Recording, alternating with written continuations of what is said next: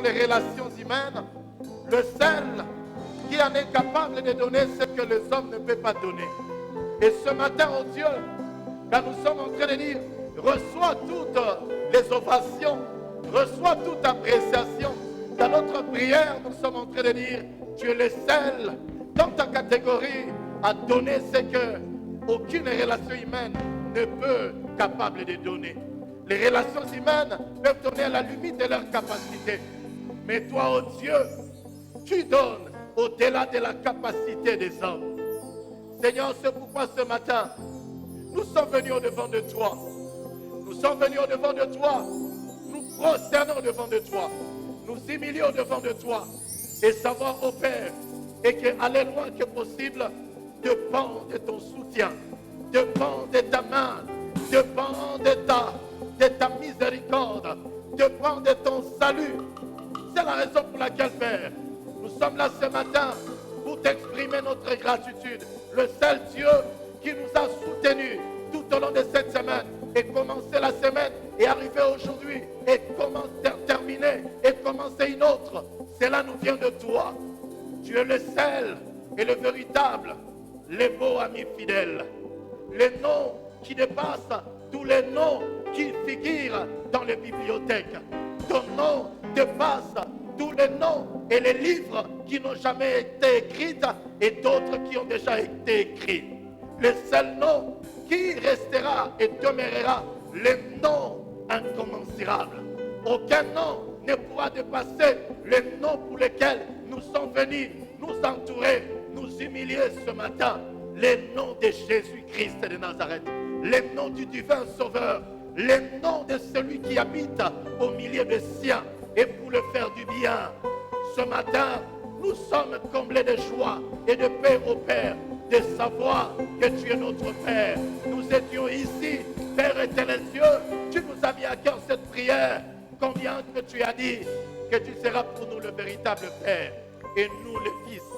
Nous avons, Père, été là où tes pieds étaient et tu nous as précédés. Et la raison et la preuve, oh Dieu, nous retrouver en ces lieux, rallumés et comblés de la grande joie. Ceci vient de toi, oh Père. Père, nous voulons te dire merci. Merci de tout cœur. Les mots ne cesseront jamais. Venir au-devant de toi n'est pas une perte de temps. Venir au-devant de toi n'est pas une perte de temps.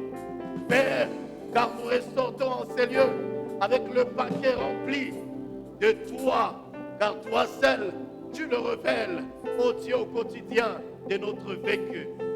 Bénis ta parole ce matin. Derrière cette chair, moi ainsi que mon interprète, nous nous confions à toi, ô Dieu, comme de vases, mais de vases communicantes, de vases communicantes, non pas de vases seulement, mais de vases communicantes. Et nous voulons, Père, communiquer ton bon vouloir. Père, sers-toi de moi, sers-toi de notre interprète. Père, je mets ma foi en toi par le Saint-Esprit et que tu atteins tes buts dans nos cœurs. Que je sois le premier à être conquis et brisé. Et Père éternel Dieu, amené à ta stature. Je prie pour mon frère, je prie pour ma soeur. Et je déclare au Dieu que dans ton assemblée il est écrit tous ces cris et gloire. Père, je refuse que la maladie empêche mon frère et ma soeur à ne pas crier gloire à l'honneur de celui qui guérit. Je refuse que cette maladie soit comme une flèche. Je refuse que cette situation, je refuse que ce problème soit comme une muraille. Je refuse que ces manquements soient comme une muraille pour t'empêcher à ne pas reconnaître que toute chose crie à la gloire de celui qui s'appelle l'immortel. Celui qui est immortel. La mort ne l'a jamais vaincu. Il n'y a rien qui pourra le vaincre. Seigneur, nous nous confions à toi ce matin. Laisse à ce que tu sois connu. Au nom de Jésus, Christ de Nazareth, et le peuple de Dieu acclame le Seigneur. Laisse-nous acclamer le Seigneur. Alléluia. Alléluia. Alléluia. Merci Seigneur. Nous reprenons nos places. Keti. Et nous nous saluons et nous nous recevons comme une famille dans la maison du Seigneur. Tunasalimiana na tunapokeana kama familia moja katika Bwana. Tu peux saluer ton frère et ta sœur. Unasalimia ndugu yako wala dada yako. Si c'est ton épouse, sache qu'il est avec toi ou elle est avec toi. Kama Tu peux alors te tourner vers une autre personne. Tu l'accueilles dans la maison du Unaweza Seigneur. karibisha mwingine mwenye karibu yako Tu na lui dis, kumkaribisha katika je nyumba te ya Mungu. reçois dans la maison du Seigneur. Unamwambia ninakukaribisha katika uwepo ya Mungu. Alors nous vous recevons dans la maison du Seigneur. Tunabaki sasa katika uwepo ya Mungu. Et recevez toutes nos salutations de bienvenue ce matin. Pokea salamu zetu za kufikia kwa kweli. Et nous croyons que le Seigneur nous bénira nous tous. Na tunaamini kwamba Bwana atatubariki pamoja. Amen. Alors quelques textes vont nous accompagner par la grâce du Seigneur. Maandiko itatufaidia katika asubuhi ya leo. Et si nous ne serons pas exhaustifs ce matin, Na kama tuweze kumaliza asubuhi ya leo, et nous croyons que la grâce du Seigneur sera combinée encore sur notre chemin pour que nous puissions placer selon l'amour de Dieu. naamini kwamba neema ya Mungu itatuwezesha ili siku nyingine tuweze kuweka tena nukta fulani. Genèse chapitre 26, Mwanzo 26 du 1er jusqu'au 6e verset. shairi la kwanza mpaka la 6. Deutéronome chapitre 8, Kumbukumbu la Torati sura 8 le 1er verset. shairi la kwanza. Nous sortons, nous allons au 6e jusqu'au 9e. Tunaruka shairi la 6 mpaka la 9. Nous allons prendre Galates chapitre 3, Tutachukua pia Wagalatia sura 3 verset 29. shairi la 28 Et les autres textes viendront par la grâce du Seigneur. na ingine maandiko itakuja kwa neema ya Mungu. Alors nous allons commencer avec la complicité de la nouvelle technologie chrétienne. Pamoja na media yetu itatusaidia. Et je serai aussi également en train de méditer ensemble avec nous tous. Tutakuwa tukitafakari pamoja sote. Alors nous lisons la parole de Dieu au nom de Jésus. Tunasoma kwa jina la Yesu. Il y eut une famine dans le pays, outre la première famine qui eut lieu du temps d'Abraham. Et Isaac alla vers Abimelech, roi des Philistins, à Guérar. L'Éternel lui apparut et dit, ne descends pas en Égypte, demeure dans le pays que je te dirai. Séjourne dans ces pays-ci, je serai avec toi et je te bénirai, car je donnerai toutes ces contrées à toi et à ta postérité, et je tiendrai le serment que je fais à Abraham, ton père. Je multiplierai ta postérité comme les étoiles du ciel. Je donnerai à ta postérité toutes ces contrées, et toutes les nations de la terre seront bénies en ta postérité. Parce qu'Abraham a obéi à ma voix, c'est qu'il a observé mes ordres, mes commandements, mes statuts et mes lois. Et Isaac resta à Guérar. Amen. Deutéronome chapitre 8, Sura 8, le verset 1er, shairi la kwanza. et puis nous irons 6e jusqu'au 9e. Tutaendea sasa ku shairi la 6 mpaka shairi la 9. Vous observerez et vous mettrez en pratique tous les commandements que je vous prescris aujourd'hui, afin que vous viviez et que vous multipliez et que vous entriez en possession du pays que l'Éternel agirait de donner à vos pères.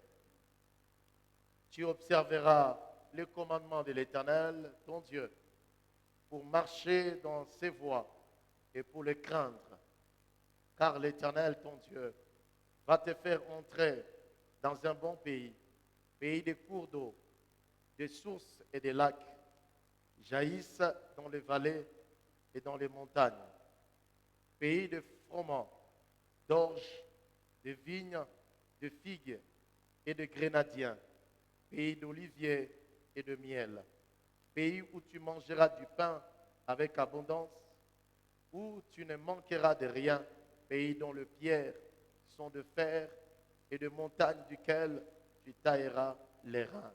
Galates chapitre 3, le verset 29. Wagalatia sura 3 shairi la 29. L'épître de Paul aux Galates au chapitre Barua ya Paulo kwa Wagalatia 3e, sura 3 le verset 29. shairi la 29. La Bible dit, et si vous êtes à Christ, vous êtes donc la postérité d'Abraham, héritier selon la promesse, parole du Seigneur. Amen. Amen. Bien-aimés dans le Seigneur, Wapendwa katika Bwana, depuis un temps, le Seigneur nous a mis à cœur de commencer ces sous-thèmes kisha muda fulani Bwana alitia mioni mwetu haja ya kuanja hii somo dont l'intitulé est celle-ci, ambayo inasemeka hivi: vivre une vie chrétienne kuishi maisha ya Ukristo soutenue ambayo inashikiliwa par le ministère de la parole de Dieu. katika huduma ya neno la Mungu. Vivre une vie chrétienne Kuishi maisha ya Kikristo soutenue ambayo inashikiliwa par le ministère de la parole de Dieu. pamoja na huduma ya neno la Mungu. Nous conviendrons ensemble avec le Seigneur, Tutaamini pamoja na Bwana, lui déjà qui nous annonce dans Éphésiens par l'épître de l'apôtre Paul, yeye ambaye anatuambia katika Waefeso, katika barua dans za Éphésiens Paulo, chapitre 4e, ndani ya Waefeso sura 4 il dit ceci au verset 11e, anasema hivi kwa shairi la 11 il dit enfin il a donné les uns comme, ya kusema alipatia wengine kama. mais tout ceci c'est au verset 12 il dit pour le perfectionnement des saints. Hii yote anasema kwa ajili ya maendeleo ya watakatifu. C'est-à-dire que le ministère de la parole de Dieu, Kusema huduma ya neno la Mungu, pour Dieu nous amène à nous perfectionner. Bwana Yesu anatuletea ilikuwa yenye kututakasa. Pourquoi nous devons nous perfectionner? Kwa nini tunabidi tuwe wenye kutakaswa? La raison se trouve dans Genèse 26. Sababu inapatikana ndani ya Mwanzo 26. La Bible nous dit, Biblia inatuambia hivi. en Genèse 26, Ndani ya Mwanzo 26 il nous montre l'état dans lequel se trouve le monde. inatuonesha namna wakati ambao dunia inakuwa ndani yake. L'état dans lequel se trouve le monde. Nyakati ambao dunia inakuwa ndani La yake. Bible nous dit, outre la première famine Biblia inatuambia palikuwa njaa ya kwanza qui a eu au temps d'Abraham, ambayo ilikuwa wakati wa Abraham. et quand nous lisons la Bible, nous voyons ce qui s'est passé. Wakati tunasoma maandiko tunatazama yale ambayo yalipitika. Et dans Matthieu 24, Lakini ndani ya Mathayo le 24 Seigneur commence à nous prévenir Bwana ananjia kutuarifu et qu'il y aura des situations les plus tragiques. ya kwamba kutakuwa hali ngumu zaidi. Et le Seigneur se sert de deux personnes. Na Bwana anatumia watu wawili, Il se sert de l'autre premièrement. anatumia Loti. Il dit, le temps avant la seconde venue de Jésus, Anasema nyakati mbele ya kurudi kwa mara ya pili ya Yesu, les réalités critiques seront comme au temps de Noé, mambo itakuwa kama vile nyakati wa Noa, mais au temps de Lot. na kama vile tena nyakati za Loti. Au temps de Noé, Wakati wa Noa, la Bible nous dit que l'Éternel, il parla à Noé. Biblia inatuambia kwamba Mungu wa milele alizungumza na Noa. Noé fit trouver juste. Noa ambaye alikutana na kuwa mwenye haki. Le mot juste ici, peut-être ce n'est pas selon que toi tu l'attends, Hii neno kuwa mwenye haki saa zingine siginzi unaisikia. mais dans l'authenticité de la parole de Dieu, le mot juste veut dire la personne du pire lignée humaine. Na ile ya ukweli ya hii neno haki, katika ukweli nasema mtu mwenye anakuwa mwenye kutembea katika usawa. Parce qu'avant la décadence au temps de Noé, Na mbele ya maribu, mbele ya kuharibu dunia, mbele il y a ya eu des choses qui ont déplu au cœur de Dieu. kulikuwa mambo ambayo ilikuwa ndani ya moyo wa Mungu kama chukizo. Les choses qui n'ont pas vraiment encouragé le cœur de Dieu. Mambo ambayo haikuweza kutia bidii moyo wa Mungu. Et la Bible nous dit, Noé fit trouver juste. Lakini Biblia inatuambia Noa alikutwa mwenye haki. Et ainsi alors l'Éternel lui confia une mission. Na sasa Bwana akampatia kazi. Et le Seigneur, il nous montre ce qui s'est passé. Na Bwana anatuonesha yale ambayo yalipitika. Mais après le déluge, Kisha hiyo kuangamia kwa nous dunia, voyons encore le monde est revenu encore à ces mêmes réalités. tunatazama tena dunia ilirudi katika hiyo mambo. La société a décidé d'abandonner Dieu. Jamii ziliamua kuacha Mungu. La famille a décidé d'abandonner Dieu. Familia ziliamua kumwacha Mungu. Ainsi, on nous présente aussi également l'autre réalité, c'est comme au temps de Lot. Na tena wanatuonesha mambo wengine kwa nyakati za Lot. Qu'est-ce qui s'est passé au temps de Lot? Nini ilipitika wakati wa Loti? Toute la société était attachée aux choses qui déplaisaient le cœur de Dieu. Jamii zote zilikuwa zikiambatana na mambo ambayo ilichukiza moyo wa Mungu. Alors dans Genèse 26, Sasa katika Mwanzo 26, le Seigneur nous dit il y eut une famine. Bwana anatuarifu ya kwamba kulikuwako na njaa. Outre la première famine. Kuliko njaa hiyo ya mara ya kwanza. La famine représente quoi? Njaa inamaanisha nini? La famine révèle l'état dans lequel se trouve le monde. Njaa inamaanisha nyakati ambao watu dunia inakuwa ndani yake. Mais le mot premier, Na ile njia ya kwanza, le mot premier ile neno la kwanza veut dire la référence. inaendelea kusema ni utofauti. Dieu a toujours eu à cœur Bwana amekuwa na ndani de yake rien des situations qui déplient son cœur, kulingana na hali ambazo zinakuwa katika moyo, derrière la situation qui abandonne Dieu, kulingana na hali ya kumwacha Mungu, derrière les hommes et les femmes qui décident de ne pas être à côté de Dieu, kulingana na wanaume wanawake ambao wanaamua kuwa mbali na Mungu, derrière la jeunesse qui décide de se détourner de Dieu. kulingana na ujana ambao unaamua kuwa na kuacha Mungu. Dieu a toujours eu à cœur de relever ou de lever les personnes premières. Bwana anakuwa ndani na acha ndani ya moyo wake kuinua watu wa kwanza. C'est pourquoi il a pris Abraham. Ndio maana alichukua Abraham. L'objectif c'était juste pour engendrer une personne référence. Haja yake na lengo yake ilikuwa kuzaa tena mtu mwenyeko tofauti. Mais en dehors du temps d'Abraham, Nyuma ya wakati wa Abraham, la Bible nous dit encore au temps d'Isaac, Biblia inatuambia kwamba muda wa nyakati ya il y a Isaka encore une autre famine. palikuwa tena na njaa ingine. Mais la Bible nous dit, Lakini Biblia inatuambia Dieu est intervenu parce que Isaac était le fils de la promesse. Bwana alikuja kumsaidia sababu Isaka alikuwa mwana wa ahadi. Et nous le voyons avec Jésus-Christ, Na tunaitazama pamoja na Yesu Kristo, parce que Galates nous le dit. sababu wa Galatia inatuambia, Quand nous lisons l'apôtre Paul aux Galates, wakati tunasoma barua za Paulo kwa Wagalatia, voici ce qu'il nous dit. tazama yale ambayo Et anatuambia si vous êtes à Christ, ya kwamba mkiwa ndani ya Kristo, il y a une grande différence entre être en Christ et être à Christ. kunakuwa tofauti kukuwa ndani ya Kristo na kuishi Ukristo. Ma Bible en moi déclare, Biblia yangu inasema hivi. dans Amos, il dit deux personnes ne peuvent pas marcher ensemble s'ils ne sont pas d'accord. Ndani ya Amosi inasema watu wawili hawezi kutembea pamoja kama hawakupatana. Ce texte ne résume pas d'abord le salut, Hiyo andiko haizungumuze kwanza juu ya wokovu, mais c'est le fait d'être d'accord avec le Seigneur. lakini ni ile haja ya kukuwa na upatano pamoja na Bwana. Tu peux être païen, tu peux être païen, Unaweza kuwa mpagano, mais être d'accord d'abord avec Dieu. lakini unakuwa mwenye unaamini Mungu. Savoir que Dieu, en dehors de Dieu, il n'y a aucune existence qui peut exister. Kutambua kwamba kinyume ya Mungu hakuna ingine Mungu mwingine. À combien plus forte raison maintenant être chrétien? Na namna gani inaweza kuwa kwa Wakristo? Être d'accord avec Dieu. Kukuwa mwenye kukuwa na hakika. C'est une autre chose de donner sa vie à Christ, Na kuwa jambo lingine kuliko kumpatia Yesu mais c'est une maisha. autre chose d'être d'accord avec Dieu. Na kunakuwa jambo lingine ya kuwa na uhakika pamoja Il y a na Mungu. beaucoup de chrétiens qui ont donné leur vie à Christ, Kuna Wakristo wengi ambao wamepatia Yesu mais maisha, qui refusent d'être d'accord avec le Seigneur pour la suite. lakini wanakataa kuambatana na Bwana kwa kufuata. Alors l'apôtre Paul dit ceci, Sasa mtume Paulo anatuambia, et si vous êtes à Christ, kama mkiwa ndani ya Kristo, si vous vous accordez avec Christ, kama mnaambatana na Kristo, alors vous êtes donc la postérité d'Abraham. unakuwa sasa katika uzao wa Abraham. Qu'est-ce qui s'est passé au temps d'Abraham? Nini ilipitika wakati wa Abraham? Abraham n'était pas le juste qui était sur la terre. Abrahamu hakukuwa tu mwenye haki ambaye alikuwa Parce que duniani, dans Romains 3, la Bible nous dit,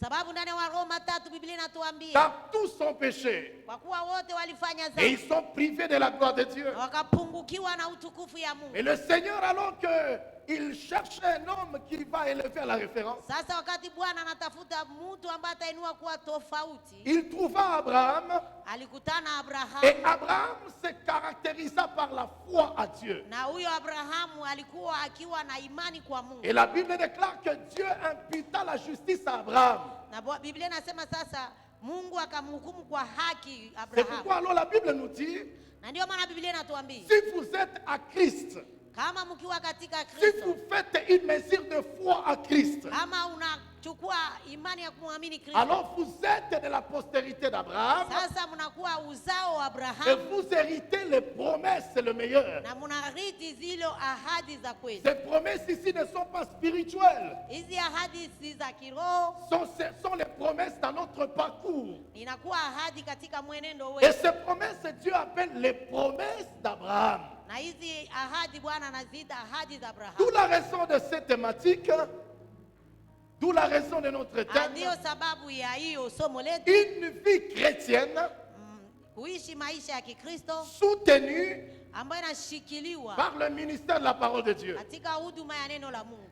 La première des choses nous avions dit, Jambo la kwanza tulizungumza c'est que Dieu soutient toutes choses, ya kwamba Mungu anashikilia kila mais jambo, Dieu ne soutient pas le péché. lakini hawezi saidia mtu wa dhambi. Le péché ne vient pas de Dieu. Dhambi haitokake kwa Dieu Mungu. n'est pas l'auteur du péché dans l'humanité. Mungu sio mwanzishaji wa dhambi katika dunia. La personne clé qui est l'origine du péché, Mtu wa kwanza ambaye anakuwa funguo wa dhambi c'est l'homme lui-même. ni mwanadamu peke yake. L'homme lui-même. Ni mwanadamu peke Dieu, yake. il n'a pas créé le péché. Bwana Mungu hakuumba Et dhambi Dieu n'avait jamais pensé au péché pour l'homme. na alikuwa hajafikiria hata dhambi kwa mwanadamu. Mais cependant, c'est l'homme qui a décidé. Ni kwamba mwanadamu ndiyo aliamua, Et derrière son choix, na kulingana na le kuchagua lake péché a fait son apparition. dhambi ikatokea. Lisez ensemble avec moi Matthieu chapitre 1er, Tusome pamoja Mathayo shairi la sura moja le verset 21. na shairi ya 21. Le Seigneur, il apparaît dans la vie d'un homme. Bwana anamtokea mtu mmoja, Cet homme n'est autre que Joseph. na huyu mtu ni Yusufu. Il est de la lignée de David. Anakuwa katika uzao wa Daudi. Je ne vais pas parler beaucoup parce que j'en ai paraphrasé l'année passée. Sitaizungumzia zaidi sababu nimekwisha kuizungumzia kwa mwaka Mais uliopita. je voulais vraiment nous conduire à comprendre ce que l'ange vient dire à Joseph. Litamani kutuongoza nini, kuelewa nini malaika Quand l'ange alitaka. arrive dans la maison de Joseph Wakati malaika anafika katika nyumba ya pour Yusufu lui donner la bonne nouvelle, ili kumwambia habari njema, voici ce que l'ange dit. tazama anausikia ile ambayo malaika alimwambia. Ne crains point. Usiogope. Je ne sais pas si vous êtes là avec moi. Sijui kama tumekuwa pamoja. On peut lire ce texte ensemble. Tunaweza soma pamoja. Matthieu chapitre 1er. Mathayo sura moja Il dit ceci. anasema hivi, Et elle enfantera un fils. atamzaa mwana Et tu lui donneras le nom de Jésus. na utampa jina la Yesu. C'est lui qui sauvera son peuple Ni yeye atakomboa taifa lake de ses péchés. na dhambi zao. Le péché ne vient pas de Dieu. Dhambi haitokane kwa Mungu, Le péché vient de l'homme. dhambi inatokea kwa mwanadamu. Et Dieu, il vient Na wakati Mungu anakuja, juste pour sauver l'homme de ses péchés. anakuja kwa kweli kumuokoa mwanadamu na dhambi zake. Le péché ne vient pas de Dieu. Dhambi hazitokane na Mungu. Et quand Dieu donne cette nouvelle, Wakati Bwana Yesu malaika anampatia ceci nous dit ceci, ili kusema hivi, c'est que la barrière qui existait entre Dieu et l'homme, ya kwamba hiyo kizuio ambayo ilikuwa katikati ya mwanadamu na Mungu c'est le péché. ni dhambi. La barrière Hiyo kizuio qui mpaka empêchait ambayo à ce que inazuia l'homme vive une vie soutenue, ambayo inazuia mwanadamu aishi maisha ya kusaidiwa wala kushikiliwa c'est le péché. ni dhambi. Mais c'est quoi soutenir? Ni nini kushikiliwa wala kusaidiwa? Soutenir veut dire, Kushikiliwa inamaanisha je crée l'homme ninamuumba mwanadamu afin qu'il puisse jouir ili apate kufurahi de tout ce que l'Éternel a créé kwa ajili ya yale yote Bwana wa milele aliumba d'une manière abondante. kulingana na utele. Je reprends. Ninarudilia, C'est quoi la pensée soutenir? ni nini ile wazo ya kushikiliwa wala Quand kusaidiwa? nous disons vivre une vie chrétienne soutenue Wakati tunasema kuishi maisha ya Ukristo ambayo par le inashikiliwa ministère de la parole de Dieu, kwa neno, kwa huduma ya neno, c'est que Dieu a créé l'homme, kusema Mungu aliumba mwanadamu afin qu'il puisse jouir ili apate kufurahi de tout ce qu'il a créé na yale yote ambayo aliumba et qu'il en jouisse d'une manière abondante. na aweze kufurahi kwa utele. Alors donc, comme j'aime toujours le dire, Kama vile ninazoea kusema, Dieu n'est pas l'auteur de ma pauvreté. Mungu sio mwanzishaji au umaskini wangu. Dieu n'est pas l'auteur de ta pauvreté. Mungu sio mwanzilishi wa Dieu umaskini n'est pas wako. l'auteur de tes maladies. Mungu sio mwanzilishi wa magonjwa yako. Dieu n'est pas l'auteur de tes... Dieu n'a pas créé les sourds et muets. Mungu hakuumba mabubu na viziwi, Mais toutes ces choses viennent par le péché. lakini haya mambo yote yametokea kwa ajili ya dhambi. La liste n'est pas exhaustive. Orodha ni kubwa zaidi. Mais quand Dieu il t'a créé, Wakati Mungu alipokuumba, mais c'était avec la pensée selon laquelle ilikuwa katika wazo ambao ni hii et que ya kwamba tu puisses jouir ufurahi de quoi? na nini, de tout ce qu'il a créé, kwa yale yote ambayo et aliumba, cela d'une manière abondante. na katika hali ya utele. Dieu n'est pas l'auteur de la sorcellerie dans nos familles. Mungu sio mwanzilishi wa uchawi ndani ya jamaa Dieu zetu. n'est pas l'auteur de tout orgueil et incompréhension qui se passe dans nos couples. Mungu sio mwanzilishi wa hiyo kiburi na ile kutokusikilizana C'est pourquoi ndani ya la manyumba. Bible déclare, Na ndio maana Biblia inasema il envoya sa parole alituma neno lake et sa parole les guérit. na neno lake C'est-à-dire likawaponya. qu'ils sont déjà malades. Ni kusema walikuwa Dieu wagonjwa. n'est pas l'auteur de la déviation spirituelle que tu as connue. Mungu sio mwanzilishaji ya hiyo kuenda pembeni ya kiroho ambayo Ce umejua. n'est pas Dieu. Sio Mungu. C'est la résolution de toi. Ni kutaka yako. Mais la Bible déclare, Lakini Biblia il inasema envoya sa parole alituma neno lake et qui fait référence à lui-même ambaye inakuwa yenye et kumfananisha il les guérit. na likawaponya. Maintenant, le monde de guérison Na sasa ile dunia ya dépend uponyaji de toi. inalingana na wewe. Je donne un exemple. Nitapana mfano. J'arrive à l'hôpital. Ninafika kwenye kituo cha Je afya. rencontre le personnel soignant. Ninakutana na wakanga Et il me pose la question, na wananiswali, quel est le problème qui t'amène? ni shida gani ambayo inakuleta? Je leur dis, je souffre Ninawafasiria, de la malaria. nawaambia nateseka na ugonjwa wa En d'autres termes, na kwa msema mwingine, c'est que tu n'as pas besoin du soutien de médecins. kama hauna haja ya usaidizi wa waganga, Si tu savais que tu souffrais de la malaria, ungekuwa nafahamu kwamba unateseka na tu magonjwa, resterais chez toi. ungebaki nyumbani. Et quand tu arrives, Wakati unafika, la bonne chose que tu dois dire, jambo nzuri ambalo inabidi useme, vous qui avez reçu la sagesse du corps, ni ambao mlisoma hekima za mwili, je ne sais pas ce à quoi je passe. sijue mimi napitia nini. Et alors, ils vont te prendre en charge comme il se doit. Na sasa wao watakukamata wakakusaidia. Beaucoup de personnes, Watu wengi ils se comportent ainsi. wanajikamata hivyo. Alors Dieu dit, Wakati Mungu il anasema envoya sa parole alituma neno lake et sa parole guérit. na neno lake Dieu ne likawaponya. peut pas te forcer pour te guérir. Mungu hata kukaza ili Dieu akuponyeshe. attendra toujours ton libre arbitre. Mungu atangoja maamuzi yako. Moi, j'ai grandi là où il y a beaucoup de l'eau. Mimi nilikomaa mahali kulikuwa maji mengi, Il y a beaucoup de lacs. kulikuwa hata bahari nyingi. Mais vous savez quoi? Najua nini? J'ai eu à repêcher plusieurs personnes qui voulaient se noyer. Nilikuwa na ubiri watu Non, non, j'ai eu à repêcher plusieurs personnes qui voulaient se noyer. nilikuwa naokoa watu wengi walitaka kuzama. Même moi aussi également un jour, Na yeye vile vile siku moja comme je faisais les nages, wakati alikuwa anafanya un vile, jour nous sommes allés nager là où il y avait environ plus de 19 mètres de profondeur. alienda nao mahali kunakuwa urefu kuu. Alors, qu'est-ce qui s'est passé? Ulipitika nini sasa? C'est que toujours en termes de nage, Kwa ile katika kuogelea, il y a toujours des expériences nouvelles. C'est-à-dire que quand nous passions de 5 à 10, c'est de profondeur, c'est une expérience qui demande beaucoup d'énergie. wakati wanaendelea mbele ya maji mengi, wanakuwa tena na zingine hatua za Alors, le jour où on devrait essayer à nager à plus de 19 profondeurs, wakati walitamani tena kuenda zaidi na kuogelea kwa maji mengi, ça demande plus du poids ou de l'air dans le poumon. ilikuwa na hii bidi ya kuwe na sufle mingi ndani ya mwili Je voulais wake. tout simplement te dire, Nilitamani kukwambia toute personne qui est en train de se noyer, kila mtu ambaye alikuwa anazama, ceux qui sont ici et ils ont déjà appliqué la nage, wale wanajua, wale wamekwisha kunawa ils kuogelea, s'en conviendraient avec moi. watanielewa. Si quelqu'un est en train de se noyer, Kama mtu anaanza kuzama, même si tu es expert en sauvetage, na wewe kama ndio unakuwa wa zaidi kuokoa watu, quelqu'un est en train de se noyer, mtu anaanza kuzama, quand tu cours pour aller les repêcher, wakati unakimbia uende umwokoe, il tire avec toi. anakukokota. Parce qu'on est ensemble. Tuko pamoja? Il tire avec toi. Anakukokota naye Et pia, vous mourrez avec lui. na unaweza kufa pamoja naye.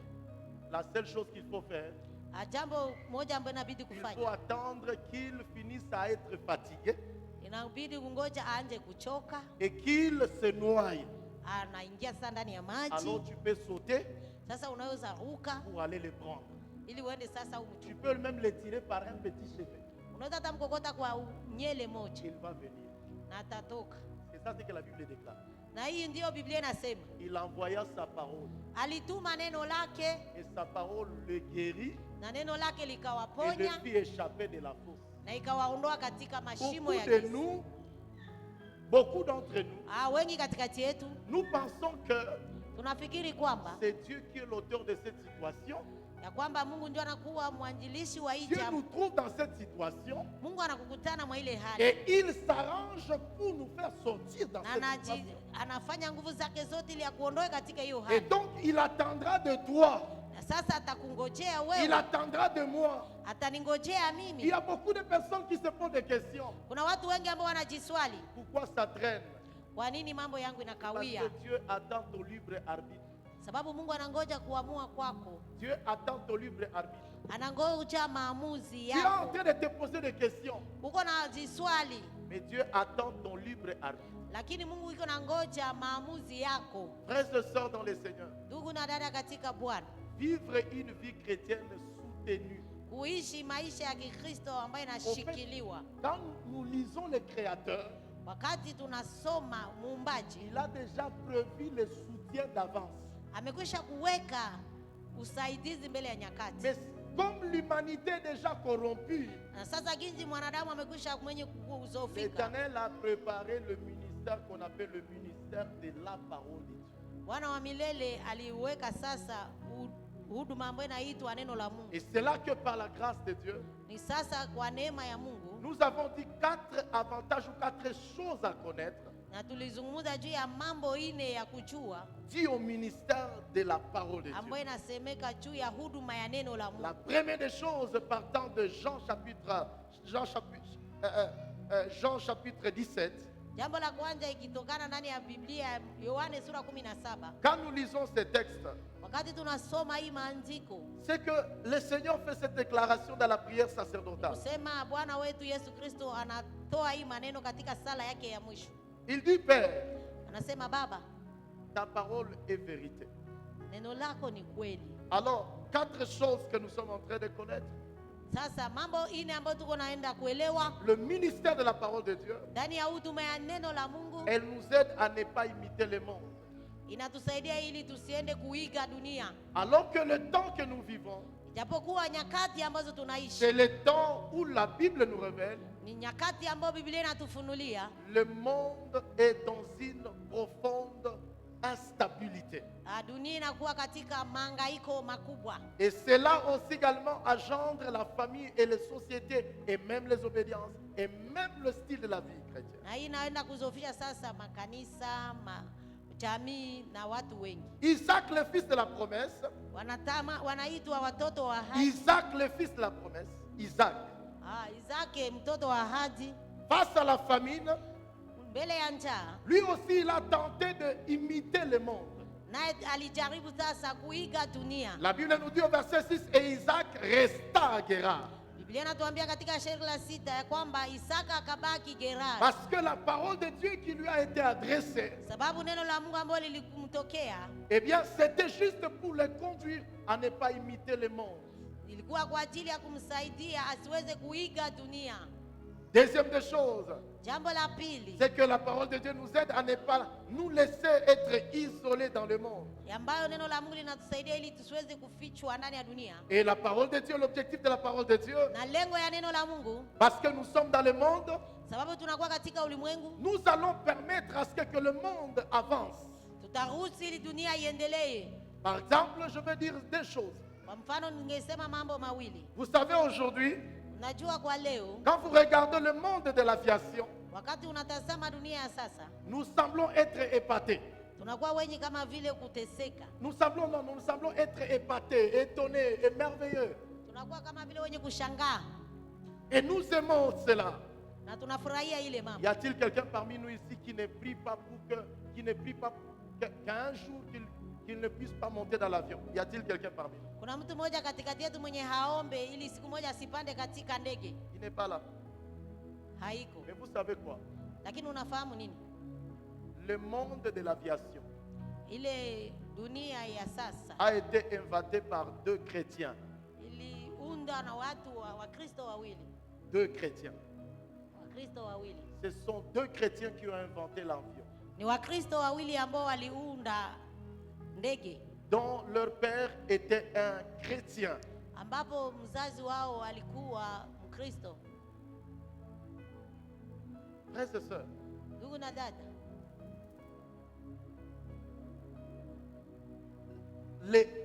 le but du ministère de la parole de Dieu, shabaha ya huduma ya neno la Mungu elle nous conduit à ne pas imiter le monde inatuongoza ili tusiweze kuiga dunia et à ne pas nous laisser isoler dans le monde. na ili tusiweze kujificha katika mambo ya Mais dunia. le ministère de la parole de Dieu, Lakini huduma ya neno la Mungu elle nous conduit à nous protéger.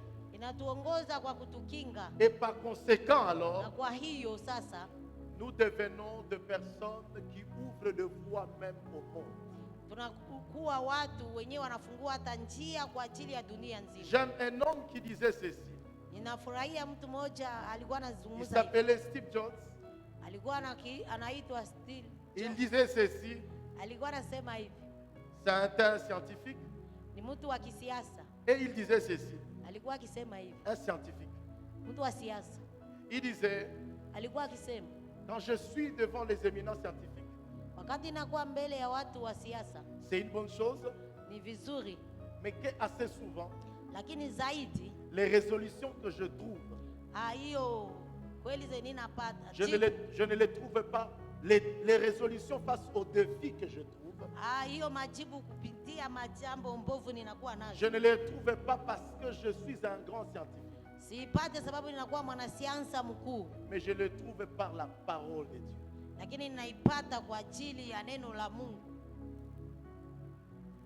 Frères et sœurs dans le Seigneur, Ndugu na dada katika Bwana, aussi longtemps que nous sommes dans le monde, kama tungali katika ulimwengu, le but de Dieu, lengo ya Mungu c'est de nous amener à être protégés par le ministère de la parole de Dieu. ni kutuleta kuenda kulindwa katika huduma ya neno Elle la nous Mungu. protège contre les souillures qui sont dans le monde. Inatukinga kulingana na mabaya yote yanakuwa ndani ya ulimwengu. La Bible nous dit alors dans le livre de Genèse, Biblia inatuambia sasa katika kitabu cha Mwanzo, parlant même de Lot, ikizungumzia Loti, Lot qui était et qui habitait à la porte de Sodome et de Gomorrhe.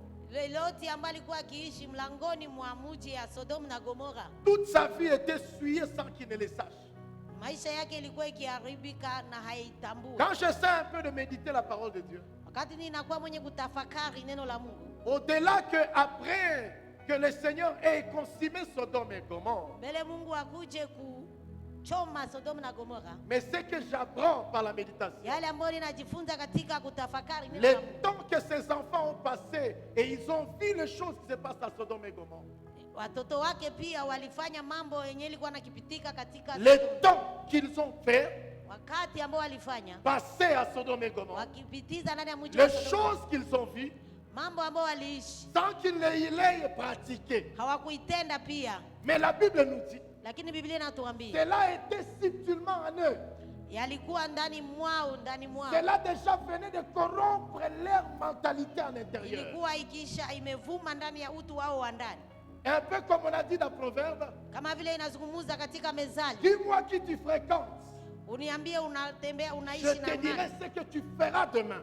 nitakwambia yale utafanya kesho. Mais la Bible nous dit, Lakini Biblia inatuambia quand seulement ils se sont reposés, wakati walipumzika, d'où est venue cette idée wakati ile wazo ilitokea wapi, et que ses propres filles na wale wasichana wake disent ceci, walisema hivi, couchons avec notre Père, tulale pamoja na baba yetu afin que nous puissions engendrer notre postérité. ili tukue tuanzishe uzao wetu. Tout Sodome et Gomorre Sodoma na Gomora étaient yote attachés dans toute pratique contraire à la volonté de Dieu. waliambatana na mambo yote ilikuwa tofauti na mapenzi ya J'entends toujours les gens qui disent, Ninasikia watu wakisema hivi, ce n'est rien.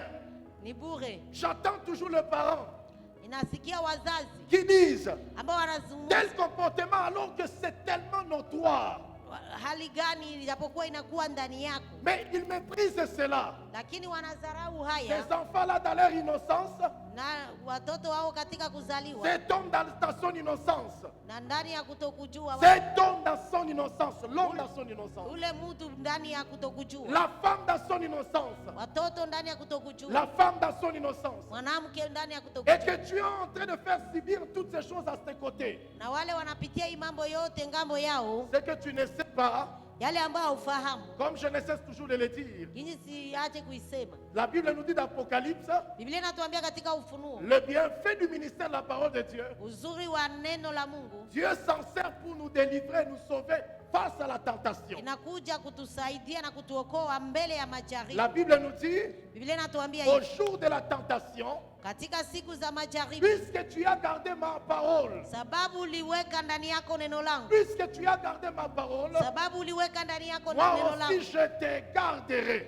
nami nitakukinga, Moi aussi je te secourirai. nami nitakusaidia, Moi aussi je te couvrirai. nami nitakufinika. Il n'y a aucune personne au milieu de nous Hakuna hata mtu mmoja miongoni dont mwetu la tentation lui a informé quel jour elle viendra ou il viendra. ambapo jaribu imemwarifu itakuwa siku gani. Dis-moi, Niambie, quel est le jour où le péché t'a dit qu'il viendra? ni siku gani ambapo dhambi imekwambia nitakuja kwako? L'impudicité te dira quel jour il viendrait. Usherati itakwambia nitakupata siku Quelle gani? est cette femme te dira que tel jour je viendrai te faire tomber? Ni mwanamke gani ambaye atakuja kukuambia siku fulani nitakuja kukuangusha? Personne. Hakuna. Mais la Bible déclare, Lakini Biblia en inasema gardant le ministère de la parole de Dieu, kikinga neno la Mungu ndani Dieu yako. dit, il dit ceci, Mungu mwenyewe anasema hivi, au jour de la tentation. wa siku ya jaribu, Au jour de la tentation. wa siku ya Parce jaribu, que Dieu, il est en dehors du temps. sababu yeye ni Mungu mwenye anakuwa ndani ya nyakati Et na nous, nje nous ya sommes dans nyakati, les temps. na sisi tunakuwa katika Et il nyakati. nous transporte comme lui qui est en dehors du temps. Anatubeba kama yule ambaye anakuwa nje ya nyakati. Il n'est pas obligé de nous faire voir tout ce qui est au-devant de nous. Haruhusike kutupatia kutuonesha yote inakuwa Mais mbele la zetu, puissance de son amour dans notre vie lakini uwezo ya upendo wake ndani ya maisha yetu engage comme il a fait avec Isaac. inafanya ginji alifanya na Isaka. Il dit, je te sauverai. Anasema nitakuokoa. Frères et sœurs dans le Seigneur, Ndugu na dada katika Bwana, les enfants de Lot watoto wa Loti ont décidé de pratiquer, waliamua pia nao kutenda, mais par la méditation, je comprends que cela est venu de ce qu'ils voyaient.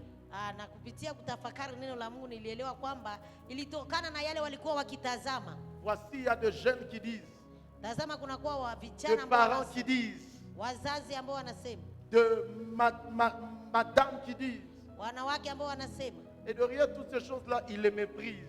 na nyuma ya hii mambo yote wanayadharau. Ces enfants ne peuvent ou ne pas se compromettre. Watoto hawawezi kujitendea vyote vizuri, Cet homme ne peut ou ne pas se compromettre. na huyo mume wako hawezi hata kufanya ginji unataka, Cette femme ne peut ou ne pas se compromettre. na huyo mke wako hawezi kufanya ginji unataka, Mais au devant de son chemin, tu ne sais pas ce qu'il attend. lakini ndani ya njia yake haujue yale yanafutika. Et donc, toutes ces personnes aussi également qui laissent Dieu, Na nikusema wale watu wote ambao wanamwacha Mungu, qui laissent le ministère de la parole de Dieu, wanaacha huduma ya neno la Mungu, le malin mjanja le fait croire anawaaminisha et que c'est normal. ya kwamba ni mambo ya vizuri. iko kweli. Montre-moi le jour où Satan t'a dit que non, ce jour-là, il te montrera que la corruption sera au devant de toi. Oneshe siku ambayo shetani ambaye alikuja akakuambia kwamba rushwa itakuwa mbele yako. Personne. Hakuna siku. Mais quand la corruption arrive, Lakini wakati rushwa inafika, quand la falsification arrive, wakati mambo mabaya inafika, quand la séduction arrive, wakati kudanganywa inafika, le malin te dira, ule mjanja anakuambia, tu ne sais pas que même les gens dans ton quartier les font aussi. haufahamu hata watu wa kata yako wanayafanya pia. Non, seulement une fois, seulement une fois. Fanya tu mara moja, mara moja. Même il y a certaines choses qu'on peut voir même à la télé ou à l'information de la technologie. Kuna hata mambo ambayo tunaweza tazama kwenye runinga katika hali ya kisasa. Où on montre même, on dit que non, un homme a décidé d'aller coucher avec la femme d'autrui, et puis voilà, ils ne se sont pas retirés. Et puis quelqu'un dit, Satan te dit, non, ceux-là, ils sont seulement des faibles. C'est arrivé à eux. Wanaume na wanawake walijaribu kukutanana na wakabaki hapo, na watu wanasema ile ni Même kitu quand on bure. les fait passer en cours de route, Hata wakiwapitiza njiani, il y a quelqu'un à qui Kuna mtu ambaye havitamwambia kitu. Le malin a déjà ôté le sens du ministère de la parole de Dieu. Mjanja amekwisha kuondoa ile utu ya huduma ya neno la Mungu. Les enfants de Lot Watoto wa Loti ont transporté un type d'esprit walichukua hiyo hali ya kiroho et au temps convenable. na wakati unaofaa. Voici ce qu'ils ont dit. Tazama ile walisema, Notre père est ivre, baba yetu amekwisha kulewa, couchons avec lui. tulale pamoja naye. Frères et sœurs, Ndugu na dada, le ministère de la parole de Dieu, huduma ya neno la Mungu elle nous aide pour nous faciliter la transformation. inatusaidia ili kutuwezesha kubadilika. Romains chapitre 12, le verset 2. Waroma 12 shairi la pili. L'apôtre Paul, en expliquant à l'église de Corinthe, de Rome, Mtume Paulo akifasiria kanisa la Wakorinto, de Rome, Waroma, il dit ceci, anasema hivi. dans Romains chapitre 12. Katika Waroma 12. J'aimerais le relire avec vous parce que ça m'a béni beaucoup. Ninaisoma sababu inakuwa yenye kufaa. La Bible nous dit, il a dit ceci, Biblia inatuambia alisema hivi. dans Romains chapitre 12, le deuxième verset. Waroma 12 shairi la pili. Ne vous conformez pas au siècle présent, Msijifananishe na dunia ya sasa, mais soyez transformés lakini muwe wenye kubadilika par le renouvellement de l'intelligence, katika ufunuo wa akili, afin que vous discerniez quelle est la volonté de Dieu. ili muweze kujua nini mapenzi ya Mungu. J'attends toujours les gens qui prêchent Ninasikia watu wakihubiri autour de savoir la volonté de Dieu. na kulingana na kujua nini mapenzi ya Mungu. Mais pourtant, beaucoup de gens, Ijapokuwa watu ils n'ont pas accepté de laisser leur vie être transformée.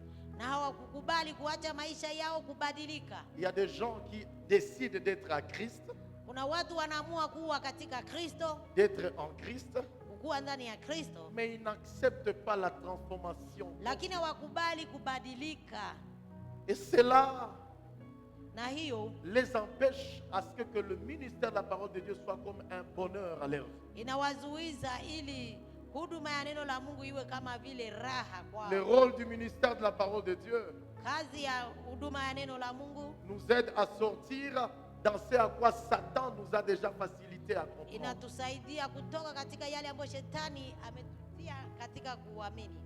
Satan voulait faire comprendre à Isaac Shetani alitaka aeleweshe Isaka et qu'il faut qu'il parte loin de lieu là où il est. inabidi aende mbali na mali alikuwa.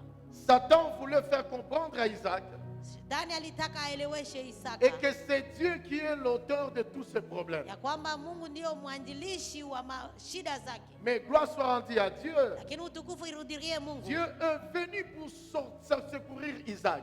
Mungu alikuja ili kusaidia Isaka. Le ministère de la parole de Dieu Huduma ya neno la Mungu nous aide à sortir dans ce à quoi Satan nous a déjà fait croire. inatusaidia kutoka katika ile shetani ametuaminisha, Et plusieurs personnes qui sont ici, les uns ont déjà crié à ça. na watu wengi ambao wanakuwa mali hapa wamekwisha kuamini Et haya, cela a déjà emporté un désespoir le plus profond. na imewaletea kukata tumaini ya ndani. Et quelles sont des situations dans lesquelles le Satan a déjà rendu le désespoir impossible. Na ile hali imekuja kuleta shetani awaletee kukata tamaa. Tu ne peux pas sortir dans ta solitude. Namwambia hauwezi kutoka katika hii shida zako. Toi, tu as été créé pour être solitaire. Wewe uliumbwa juu ya mateso na magumu.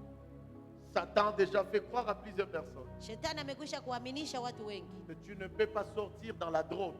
hawezi toka katika hiyo vitu vya Tu kulevya, ne peux pas sortir dans la cigarette. hawezi toka katika kuvuta sigara. Il y a des personnes qui sont bonnes, Kunakuwa watu ambao wanakuwa katika kazi, qui sont de bonnes personnes, wanakuwa watu wazuri, qui veulent donner leur vie à Christ, wanatamani kupatia Yesu maisha yao, mais qui disent à Christ, lakini wanamwambia Yesu, Christ, Yesu, je sais que tu veux venir dans ma vie, ninajua kwamba unataka ukuje ndani ya maisha mais yangu, tu es incapable de me sortir dans la drogue. lakini unakuwa mwenye kukosa nguvu ya kunitosha katika vitu vya kulevya. Alors ainsi plusieurs personnes Na wengi katikati yetu n'ont pas encore cru à cela. hawaamini haya mambo, Or, la Bible nous dit, ijapokuwa Biblia il inatuambia envoya sa parole alituma neno et lake sa parole les guérit na neno lake et le likawaponya, fit échapper de la fosse. likawaondoa katika mashimo ya giza. Satan ne te montrera pas toutes les forces par lesquelles ces mauvais ministères ou désespoir te conduit. Shetani hata kuonesha zile shimo ambazo ile mambo mabaya wala matumaini mbaya Et inakubeba. du reste, ce n'est pas, il ne te dira pas que non, c'est lui qui a pris tes deux mains. Na hata kuambia kwamba yeye ndio amekamata mikono yako. Parce que de même qu'il est déjà condamné, Kama vile amekwisha kuhukumiwa, il sera en train de te dire, comme il a toujours été, atakuwa akikuambia kama vile alivyokuwa. est-ce que moi tu m'as vu en train de tenir tes deux doigts? Ulinitazama nikichukua mkono wako ukichukua sigareti. Parce qu'il sait que Sababu anafahamu tu ne connais pas le ministère de la parole de Dieu. haufahamu uwezo wa huduma ya neno la Parce Mungu. qu'il existe une personne, Sababu kunakuwa mtu il appelait le fou de Gadara. ambaye alikuwa anaita mwenda wazimu Il était rempli de plus de démons. alikuwa anajaa mapepo wengi zaidi, dont la Bible nous dit c'était des légions. ambapo Biblia inatuambia ilikuwa jeshi kubwa. Et la légion ici Na hiyo jeshi fait référence à l'armée romaine. ilikuwa ikifananishwa na L'armée romaine. kikundi cha maaskari wa Parce que Roma. celui qui nous écrit Marc, Yule ambaye anatuandikia Marko étant un hébreu, akiwa Mwebrania, il doit nous écrire selon la pensée de temps où il était. alikuwa anatuandikia kulingana na hiyo mafikara ya wakati alikuwa ndani. Alors il dit qu'il y a un homme Alisema kulikuwa mwanaume dont en mmoja son sein, ambapo quand le Seigneur l'a rencontré, wakati Bwana Yesu alikutanana naye, et le démon principal a dit, na ile pepo kubwa ikasema, qui es-tu? walimuswali wewe ni Il nani? dit, nous sommes une légion. Akasema sisi ni jeshi. C'est là que j'ai compris par la grâce de Dieu, Na hapa ndipo nilielewa kwa neema ya Mungu, il n'y a pas seulement un seul démon de drogue, par exemple. hakuna pepo moja tu ya kulevya. Je vais donner un exemple. Nitapana mfano. Il y a 4 démons, par exemple, de drogue. Kunakuwa hata aina ine ya mapepo ya ulevi. Le premier, Ya kwanza il t'amène dans les drogues une seule fois la semaine. inakubeba katika kulevya katika siku moja ndani ya wiki, Mais c'est le démon de la drogue. nayo tu inakuwa ya kulevya. Le deuxième démon de la drogue, Pepo ya pili ya kulevya lui, il t'amène dans la drogue 4 fois le mois. inakuleta katika kujilevya mara 4 kwa mwezi. Alors, qu'est-ce qui se passe? Inapitikana nini sasa?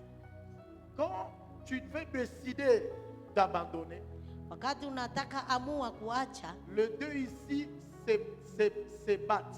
hizi pepo mbili zinaanza pigana ndani Ils yako. se battent pour rester là-bas.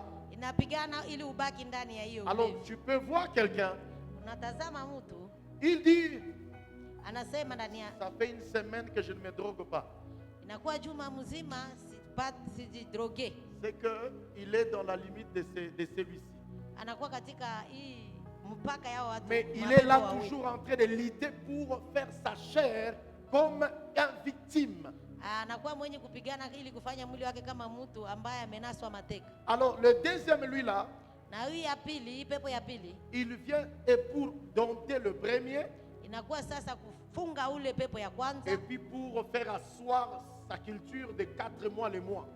anakuya sasa anatia ndani yake hamu ya kuvuta mara 4 kwa siku Frères kwa et mwezi. sœurs, Ndugu na dada, frères et sœurs, ndugu na dada, seul le ministère de la parole de Dieu ni uwezo wa huduma ya neno la Mungu peut t'aider à sortir inaweza kusaidia kuondoka des impossibilités dont le malin t'a déjà fait katika ile croire. mambo iliyoshindikana ambayo shetani amekuaminisha. Et il y a plusieurs personnes Na kunakuwa watu wengi et qui se disent, ambao wanajiambia, Seigneur, je suis fatigué. Bwana, nimechoka, J'aimerais mieux laisser les mensonges. ninatamani kuacha uongo, J'aimerais mieux laisser l'orgueil. ninatamani kuacha kiburi. En passant, Akifikiri, en passant. akipita. Le Seigneur m'a mis à cœur de parler autour d'un thème. Bwana aliniweka moyoni kuzungumzia somo fulani. Les 70 ans du peuple d'Israël en Babylone. Miaka 17 na watu wa Israeli wakiwa Babiloni. Dieu, il est contre l'impudicité. Mungu anachukia uasherati. Et les gens qui sont dans cette vie-là, ils n'ont pas encore compris. Na watu ambao wanakuwa katika maisha ya usherati hawajaelewa. Mais Lakini le démon qui a amené 70 ans le peuple d'Israël en Babylone. Ile mapepo ilifunga watoto wa Israeli miaka 17 Babiloni. Bizarrement, quand je médite la Bible ne commence pas par l'impudicité. Wa mshangao wakati natafakari Biblia haianzi kwa usherati. Mais la Bible Lakini Biblia inasema, nous dit ceci. inasema hivi. Ce qui a amené le peuple de Dieu à 70 ans en Babylone, Yale ambayo iliacha watoto wa Israeli wabaki miaka 17 Babiloni c'est le démon de l'orgueil. ni pepo ya kiburi. Le démon de l'orgueil. Ni pepo ya kiburi. Le démon de l'incrédulité. Pepo ya moyo mgumu. Et ils ont fait 70 ans. Na walifanya miaka 17. Nous n'avons pas idée. Hatufahamu C'est que Satan travaille ya kwamba shetani anatumika zaidi pour nous réussir ili atuweze dans notre chair et corps katika mili zetu na nafsi zetu, à ne pas sortir dans les impossibilités. ili tusiweze kuondoka katika mambo isiyowezekana. Autre chose que Satan a déjà fait croire aux gens. Jambo lingine ambalo shetani amekwisha kuaminisha watu, Tu ne peux pas sortir dans la masturbation. hauwezi toka katika ndoa za kijinsia moja, Tu ne peux pas sortir dans l'homosexualité. hauwezi toka katika hiyo mwanaume na mwanamke kukutana, Tu ne peux pas sortir dans le loge. hauwezi toka katika hali za uchawi, Tu ne peux pas sortir dans le fétiche.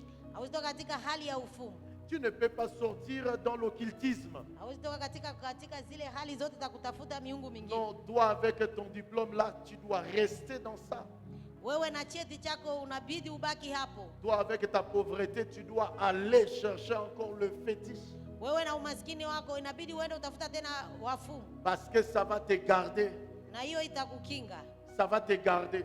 itakukinga. Mais cependant, nous apprenons par le Seigneur. Lakini tunafundishwa kupitia Bwana Yesu Dans Deutéronome, ndani ya Kumbukumbu la le Torati. Seigneur dit, Bwana anasema hivi, je te conduirai dans le pays. nitakuongoza katika nchi. Et je l'ai dit en parallèle, ce qui existe entre nous et les enfants d'Israël. Nilisema kwa ajili ya yale inapitikana katikati yetu na watoto wa Israeli. C'est que nous, le pays dans lequel Dieu veut nous conduire, Kusema sisi nchi ambayo Bwana anataka tuongoze ndani yake. c'est le pays qu'il appelle la parole de Dieu. Ni nchi ambayo anaita neno la Mungu. Il appelle la Bible. Anaita Biblia. Quand il dit, je veux te conduire Wakati anasema nitakuongoza dans les pays où il y a des cours d'eau, ambapo ndani ya nchi ambapo kunakuwa maji, il y a des lacs, kunakuwa il bahari, y a des fleuves, kunakuwa mitoni mkuu, il y a le fer, kunakuwa mambo le fer, Quel fer? Chouma, le fer, il y a de fer, Kuna vyuma, il y a de minéraux, kunakuwa dhahabu mbalimbali, il y a de vallées, kunakuwa mabonde, il y a de montagnes. kunakuwa milima. Derrière tout ceci, Nyuma ya haya yote c'est que le ministère de la parole de Dieu, ya kwamba ni neno la Mungu tu, par la parole de Dieu, kulingana na neno la kupitia elle neno la nous Mungu, permet de sortir dans la famine. inaturuhusu kutoka katika njaa. C'est pourquoi il dit, je te conduirai dans la vallée. Na ndio maana anasema nitakuongoza katika bonde. La vallée, ce sont des moments d'épreuve, Ndani hiyo bonde inakuwa muda ya wakati des unapita moments de katika, grande sécheresse, katika hali ya ukama, des moments de grande famine. wakati ya njaa. Mais Dieu dit, Lakini Mungu anasema plus si tu te laisses conduire par le ministère de la parole de Dieu. sababu unajiacha kuongozwa na huduma ya neno la Mungu. Frères et sœurs, Ndugu na dada, je l'ai dit depuis que Adam a péché, nilisema wakati tokea Adamu alikosa, la vie de l'humain sur la terre n'est plus linéaire, na maisha ya mwanadamu haiko kwa mstari, mais est cyclique.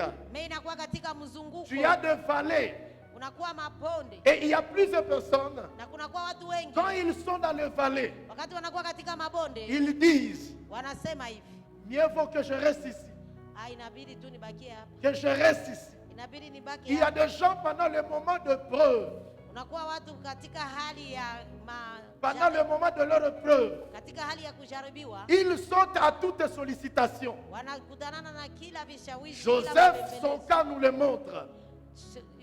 Yusufu anatuonyesha, Et la Bible nous dit, la femme de Potiphar est venue l'attaquer. Biblia inatuambia kwamba mke wa Potifari alikuja kumjaribu Pendant le moment de vallée de Joseph, katika hali ya mabonde ya Yusufu. Joseph a dit, Yusufu alisema, en tout cas, je ne ferai pas pareille chose.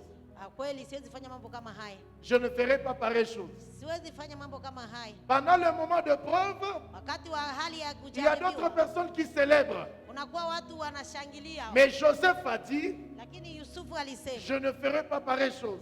siwezi kufanya mambo mabaya kama haya. Le Seigneur est en train de dire, Bwana Yesu iko nasema je hivi, te conduirai même par les montagnes. nitakuongoza hata kwenye milima. Les montagnes ici dans ce texte, ça veut dire quoi? Na hii milima inamaanisha nini katika David maandiko haya? dit, Biblia inasema, David dit, Daudi anasema, je lève mes yeux vers les montagnes. ninainua macho yangu Les kwenye montagnes, milima. ce sont des hommes. Milima ni wanadamu, Ce sont des hommes ici. ni wanadamu, Des personnes élevées, ni watu ambao des wameinuliwa, personnes à grande dignité, wale wanakuwa na heshima kubwa, mais dont on a à cœur peut-être de jeter le regard. wale ambao inabidi kumtilia La mategemeo. Bible nous dit, Biblia inatuambia Isaac, là où il passait, Isaka mali alikuwa il a akipita, rencontré des hommes. alikutanana na watu, Au-delà que la famine était là, japokuwa njaa ilikuwa, et Isaac voulait être sollicité na Isaka alitaka naye atamani par la kuwa parole d'Abimelech. kupitia Abimeleki. Pourquoi? Kwa nini? Parce qu'il y avait la vérité de la parole de Dieu Sababu kulikuwa kweli ya neno la Mungu qui était cachée dans cet environnement. ambayo ilikuwa imefichwa katika hiyo On prêchait mazingira. la parole de Dieu, Walikuwa wakihubiri neno la Mungu mais avec beaucoup de mensonges. katika uongo wengi. Alors le Seigneur a dit à Isaac, Lakini Bwana alimwambia Isaka, tu dois encore creuser les fosses. inabidi uchimbe tena Tu dois visima, encore ôter, enlever la boue. inabidi uondoe tena udongo.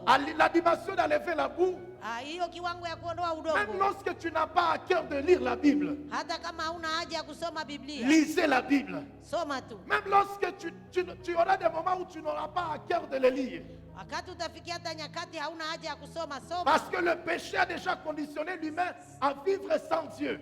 Sababu dhambi imekwisha kuendelea kuongoza mwanadamu kuishi bila Mungu. Ce texte nous appelle, Hii maandiko inatukumbusha au-delà de tout ce que tu traverses, kulingana na yale yote, kupitia ile au-delà de unapitia, secousses qui est tout autour de toi, kupitia ile ambayo inakuzunguka isiyofaa, au-delà de ce que ta responsabilité te demande, kulingana na hiyo majukumu yako inaomba, ne dépasse pas la parole de Dieu. usiondoe neno la Mungu, Ne va pas loin d'elle. usiende mbali ya neno la Parce Mungu, que sur cette terre, sababu hapa duniani rien n'est plus linéaire. hakuna ambayo inakuwa kwa Tout mstari, est cyclique. yote inakuwa katika Tout est kuzunguka, cyclique. inakuwa katika Aujourd'hui, tu mzunguko. penses que tu es une jeune demoiselle. Hapa kwa leo unaweza fikiri unakuwa dada Tu mzuri, penses que tu es belle.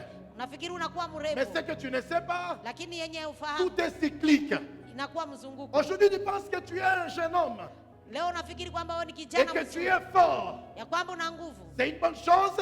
ni jambo Mais nzuri, être fort loin de la parole de Dieu, lakini kuwa mwenye nguvu mbali na neno la Mungu, c'est que bientôt Satan viendra prendre cette force-là. unakuwa shetani ambaye atakuya chukua hiyo nguvu, Et puis tu vas te rendre compte que na utakuya tambua kwamba les années viennent de passer, miaka imepita, le temps vient de passer, nyakati et il n'y a zinapita, rien de concret pour toi-même.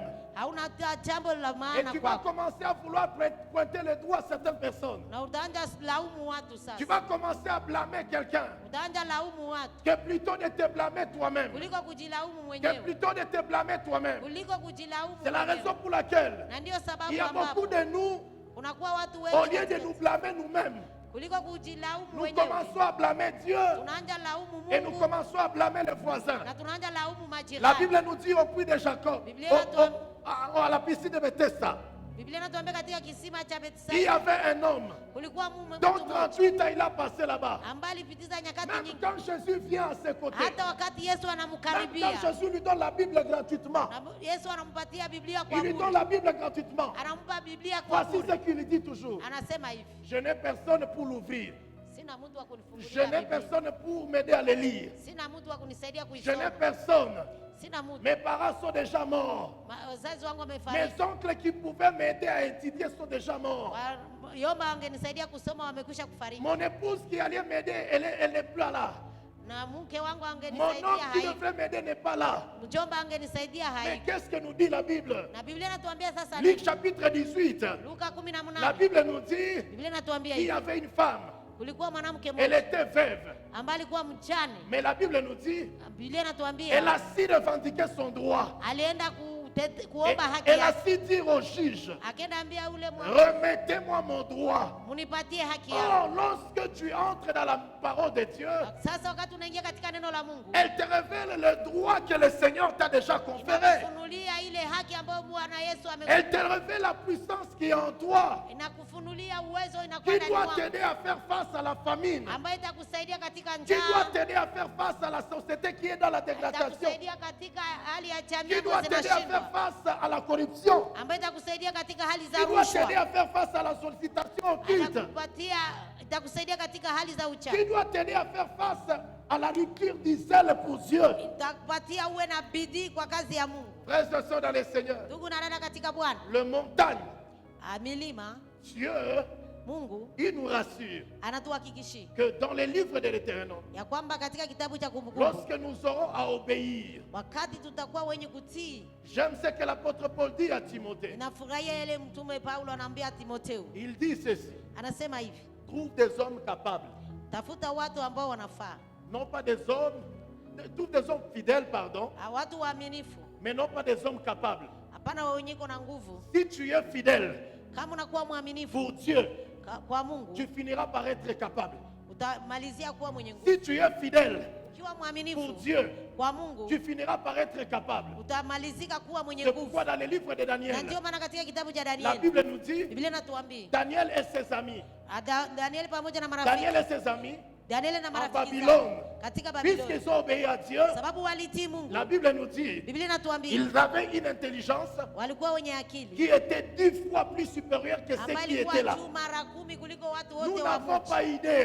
Le Hamfahamu ministère de la parole de Dieu huduma ya neno la est Mungu nous rend plus 10 fois intelligents, inatufanya wenye akili plus que les zaidi réalités que nous kuliko traversons, mambo yenye tuko napita, plus que les combats que tu traverses, kuliko vita yenye tunapitia, plus que la famine que nous kuliko connaissons, njaa ambayo plus que tunapitia, les moments connaissent le pays, kuliko hali ambayo inapitikana plus que katika les moments nchi, connaissent la famine.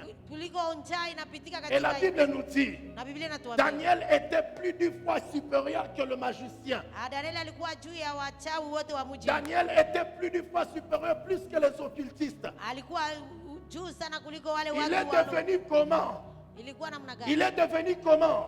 Ilikuwa namna gani? C'est par le ministère de la parole de Dieu. Kupitia neno la Mungu. Il est devenu par le ministère de la parole de Dieu. Alifikia kupitia neno la Mungu. La Bible nous montre cette veuve Biblia inatuonesha huyu qui mwanamke est aussi également l'image de l'église. ambaye anakuwa kwa mfano wa Nous ne kanisa. sommes pas veuves Hatuko parce que wanawake nous avons notre époux qui est Jésus-Christ. sababu tunakuwa na mume Yesu Maintenant, Kristo. la Bible nous dit Lakini vile et que natuambia cette femme, huyu mwanamke elle a compris ce que Christ a investi en elle. alielewa yale ambayo Kristo ameweka ndani mwake. Et la Bible nous dit, Ya Biblia le inatuambia roi, les juges ne connaissaient pas Dieu ule mwamuzi hakukuwa anajua Mungu, et il n'avait pas d'égard pour personne. alikuwa ajali na mtu fulani. Bien-aimés dans le Seigneur, Wapendwa les katika Bwana, choses qui s'élèvent dans les nations, mambo ambayo itakuwa katika nchi, les choses qui s'élèvent dans les nations, mambo ambayo ingekuwa katika nchi, les choses auxquelles nous faisons face, mambo ambayo tunakutanana nayo, il va t'élever des personnes wakati watu qui watainuka n'auront d'égard à personne, ambao watakuwa na kujali qui mtu, n'auront d'égard à personne, hawatajali mtu, qui ne vont pas se soucier que non, le dos va hawatakuwa monter. na mtu hata Mais haja. cependant,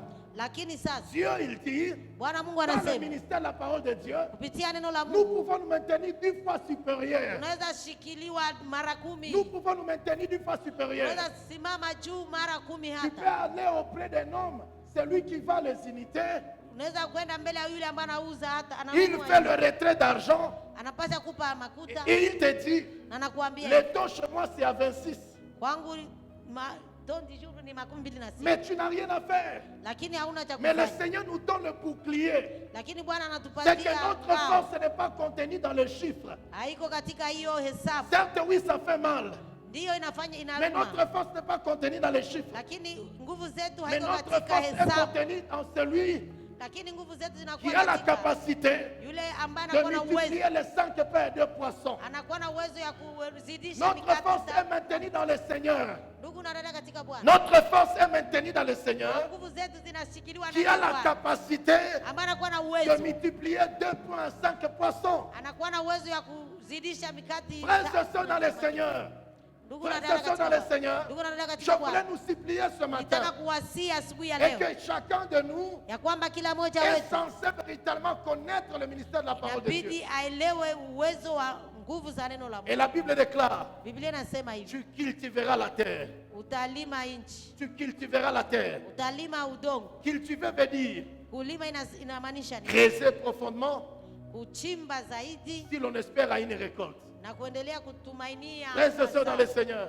Ndugu na dada katika si Bwana, tu ne veux pas creuser profondément la méditation de la parole de Dieu, kama hutaki kuchimba zaidi kutafakari neno c'est la fort Mungu, possible que itawezekana tu sois en face des hommes en montagne. utakuwa katika mbele ya watu kama vile C'est fort milima, possible que tu sois dans la vallée na ibidi utakuwa katika bonde et que tu ne voies aucun secours. na hautapata msaada La yoyote. pluie, c'est d'ordre de Dieu. Na mvua ni baraka za Pour Mungu. que la pluie revienne, c'est de la part de Dieu. Ili mvua ikuje inakuwa kutaka ya La Mungu. pluie ne viendra pas par notre volonté, Mvua haitakuja kwa kutaka mais la yetu. pluie vient par la volonté de Dieu. Mvua inakuja kwa kutaka ya Mungu. Et notre volonté, notre responsabilité, Na pardon, majukumu yetu sisi c'est de nous voir creuser, ni kututazama de nous tukichimba, voir creuser.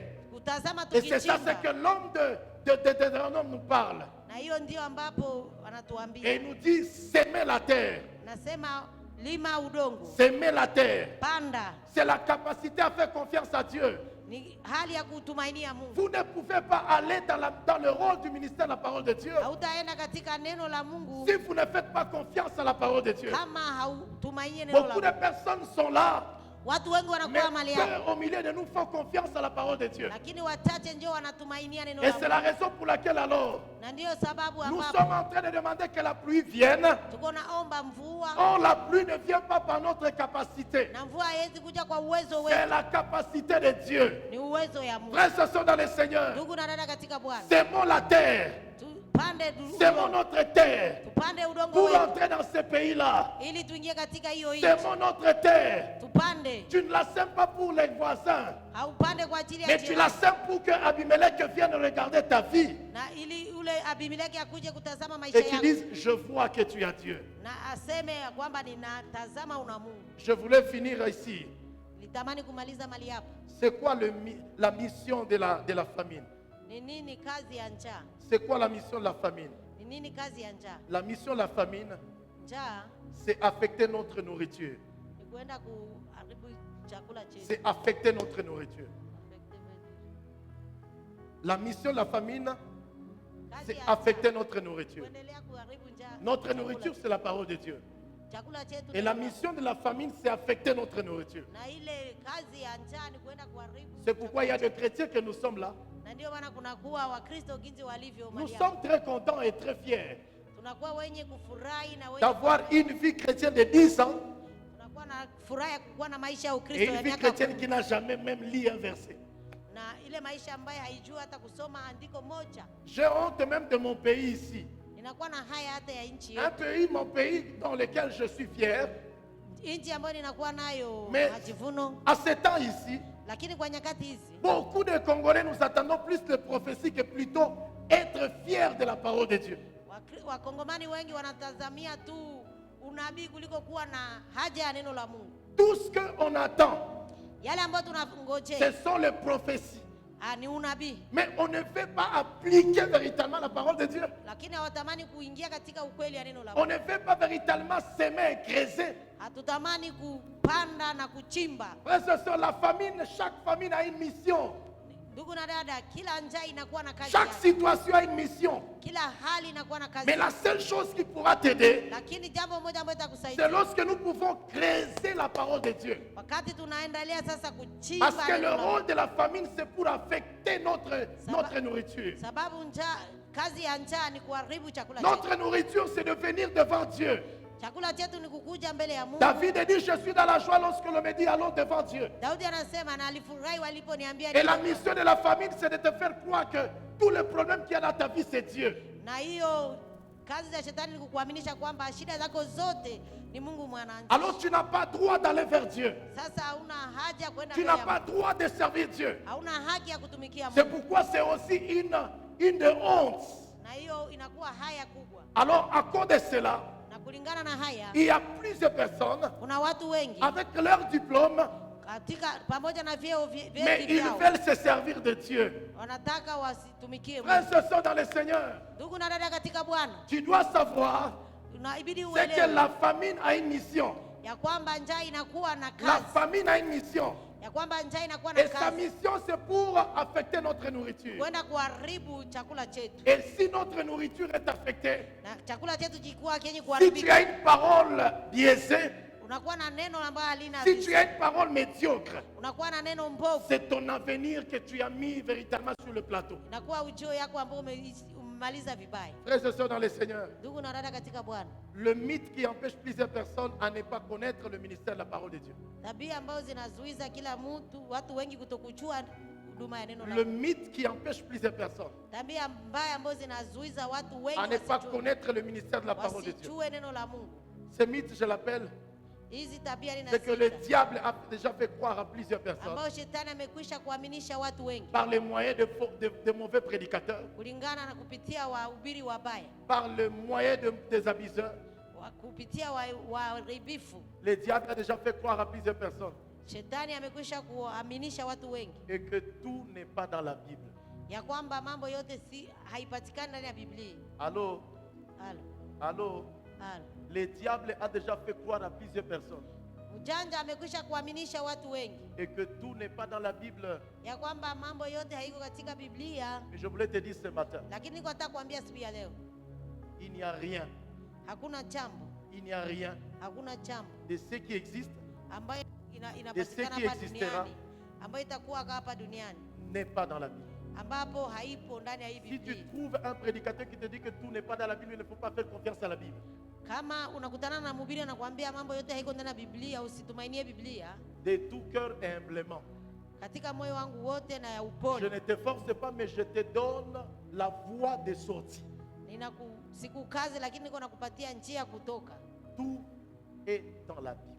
Mambo yote iko ndani ya Biblia, Tout est dans la parole de Dieu. mambo yote iko ndani ya neno la Mungu. Mais bizarrement, Lakini mshangao, dès que nous sommes là, ginzi tuko mali nous hapa, savons que tout n'est pas dans la Bible.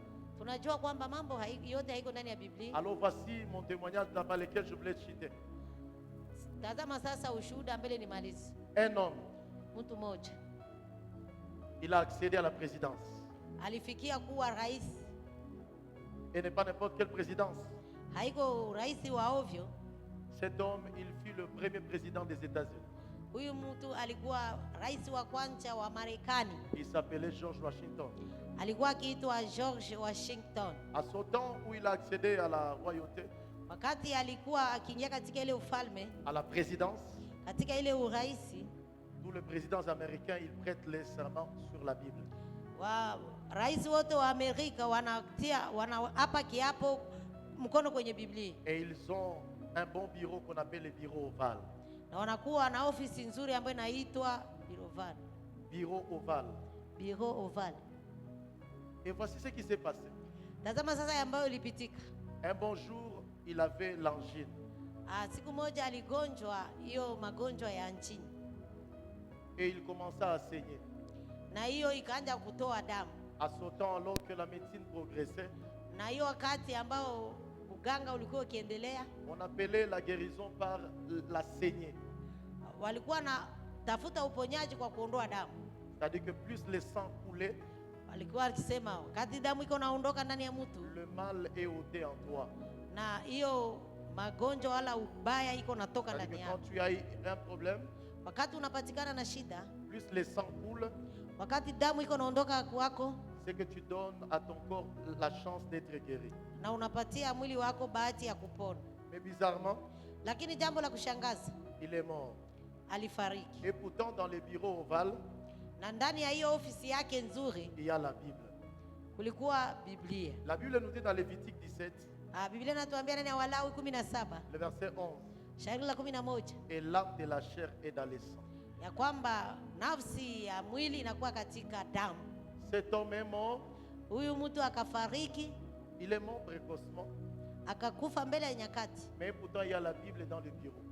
japokuwa alikuwa na Biblia ndani ya ofisi yake, Oh, pourtant dans la Bible il est écrit, japokuwa ndani ya Biblia imeandikwa, et l'âme de la chair est dans le sang. C'est-à-dire que la vie est dans le sang. ni kusema maisha inakuwa ndani ya damu.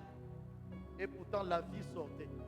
Maisha ilikuwa inatoka, Mais on disait que c'est la chance de la guérison. na walikuwa wakisema ni bahati ya kupona.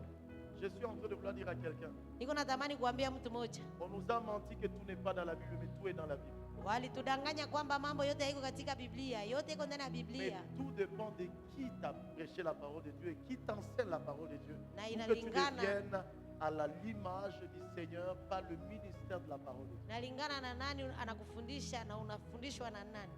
Kupitia Aujourd'hui, il y a plus tout sauf rien.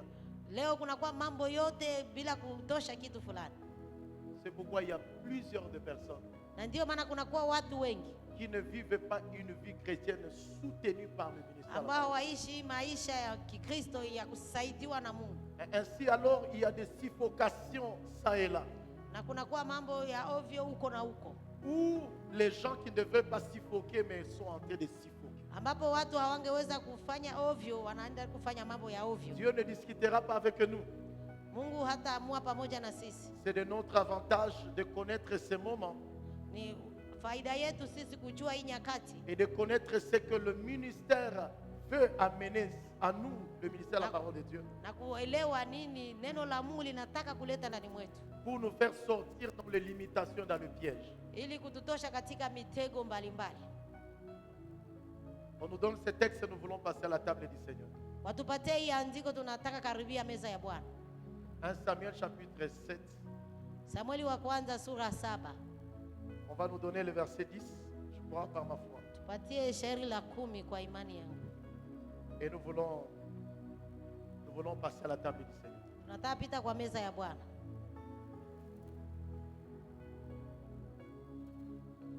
La Bible nous dit, Biblia inatuambia pendant que Samuel offrait l'holocauste, wakati Samueli alikuwa akitoa sadaka, le Philistin s'approchait Wafilistini wakawakaribia pour attaquer Israël. ili kuwashambulia Israeli.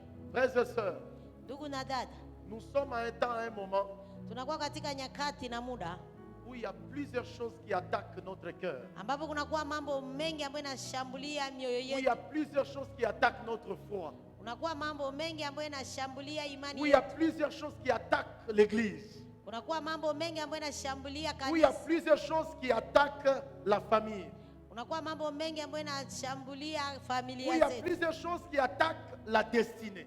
Inakuwa mambo mengi ambayo yanashambulia hatima. La Bible nous dit, Biblia inatuambia pendant que Samuel, nyakati ambapo Samueli il offrait alikuwa akitoa l'holocauste. sadaka ya kuteketezwa.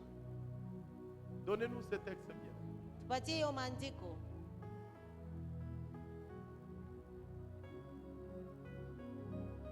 Un Samuel 7. Il dit, pendant que Samuel offrait l'holocauste, Wakati Samueli alikuwa akitoa sadaka ya kuteketezwa, Jésus il s'est offert. Yesu alijitoa Et par le moyen de la Sainte Seine, kupitia meza ya Bwana. il nous offre l'opportunité, Anatupatia fursa pendant qu'il y a le Philistin qui s'approche pour attaquer ton système, wakati wa Filistina Ton système de wanakuja cerveau. washambulie hali yako ya utu pour te faire croire que non, tu peux aller toi-même. ili kukuaminisha kwamba unaweza enda Tu mwenyewe, n'as pas besoin de Dieu. hauna haja ya kuwa na Tu Mungu, t'en sortiras par toi-même. utajiondoa ndani ya hiyo Tu mambo n'as mwenyewe, pas besoin de la communion fraternelle. hauna haja ya undugu Tu n'as pas wa besoin de kiroho, venir au culte. hauna haja ya kuja kanisani. Le Philistin s'approchait pour attaquer Israël. Wafilistia walikusanyika ili washambulie Israeli. L'Éternel fit retentir à ce jour. Bwana wa milele akainua kwa siku ile, L'Éternel fit retentir en ce jour Bwana wa milele akainua kwa nyakati ile son tonnerre, hali ya le maangamizi. le tonnerre, rate. Radi Son tonnerre akainua radi sur les Philistins juu ya Wafilistini et les mit en déroute. na akaendelea kuwazuiza Et ils furent bâtis devant Israël. na wakapigwa mbele ya Israeli. Alors que nous voulons participer à la table du Seigneur. Wakati tunataka kualikwa kwenye meza ya Bwana, Alors qu'il y a les Philistins qui sont dans les airs. kunakuwa Wafilistia ambao wanakuwa katika anga, Alors qu'il y a les Philistins qui se transforment même à des amis. Kunakuwa Wafilistini ambao wamejigeuza kama marafiki. Alors qu'il y a une pauvreté qui se raligne contre toi. Kunakuwa umaskini ambaye inakushambulia. Alors qu'il y a une maladie qui se raligne contre toi. Kunakuwa magonjwa ambayo inadumu ndani yako. Alors qu'il y a plus de choses. Japokuwa kunakuwa mambo mengi. Vous qui êtes appelés à la table du Seigneur. Ninyi ambao umealikwa kwa meza ya Bwana. Prenez conscience de ce texte. Kuwe na dhamiri safi kwa ajili ya hii maandiko. Nous tous prenons conscience de ce texte. Sote tuchukue dhamiri kwa hii maandiko. Le Seigneur a offert l'holocauste le plus extraordinaire pour nous, c'est la Sainte Seine. Bwana ametoa sadaka ya kuteketeza ya zaidi ni meza ya Bwana. Et l'Éternel le mit en déroute. Na Bwana akawazuia njiani. Puisque tu viens prendre la Sainte Seine par la foi. Sababu unakuja kuchukua meza ya Bwana kwa imani. Tu seras en train de déclarer quand tu prends la coupe et tu prends le pain qui représente Jésus. Utakuwa ukitamka na kukiri wakati unachukua kikombe na mkate yenye inaonesha Yesu. Que tous les Philistins dans les airs et même dans ton corps, ya kwamba wale wa Filistini ndani ya anga na ndani ya mwili wako, dans ton esprit là, ndani ya roho yako, se disperse. Wanapotea, wanasambaza. Parce que ta vie doit faire le reflet de Dieu même au milieu de la famille. Sababu maisha yako inabidi ioneshe utu wa Yesu hata katika jamaa. Seigneur, ce jour-là, tu as pris le pain ensemble avec le racheté. Tu as rendu grâce et tu as dit, ceci est ton corps, livré pour nous. Père, ton corps a été flagellé, fouetté, méprisé, jusqu'à être réduit au rien. Mais cependant, toute personne qui est dépourvue de force, de paix et de joie, et qui s'approche et qui mange ton corps, il reçoit la force, le courage, les ailes. Et je prie qu'en prenant ton corps, nous annonçons ta venue. Et nous confessons que l'Église est forte, inébranlable.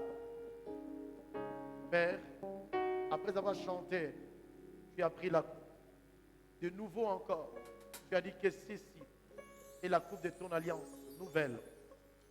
Père, je prie que quiconque qui s'approche et qui prendra de ton sang par cette coupe, que tout problème, que toute situation, que toutes sortes de formes de retard dans ses pensées, Père, soit ôté et que tout soit raligné pour ta plus grande gloire. Bénis l'Église et fortifie chacun de nous. Et c'est là au nom de Jésus-Christ. Amen. Nous allons approcher et nous serons en train de prendre les gels et à chanter avec la chorale. On y va avec la chorale. Ceux qui sont conviés à la table du Seigneur, nés de nouveau, passant par les eaux du baptême, vous êtes le bienvenu pour la gloire de notre Dieu. Et on y va.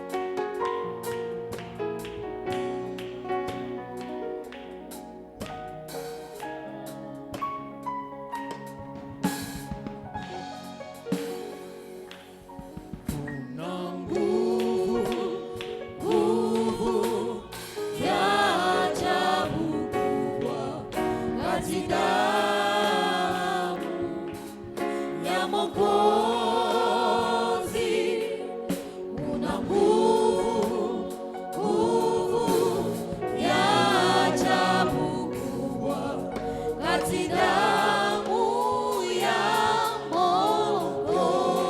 Mwokozi.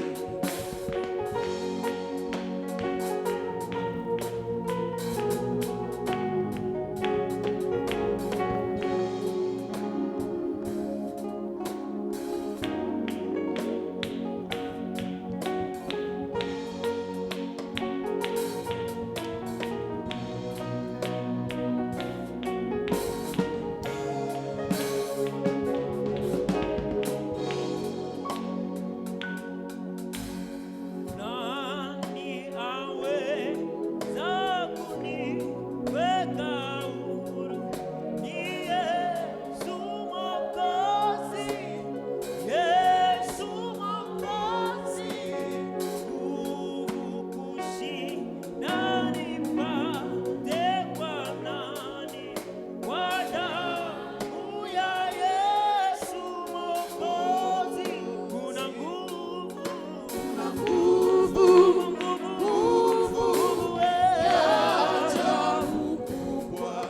Kati damu ya Mwokozi,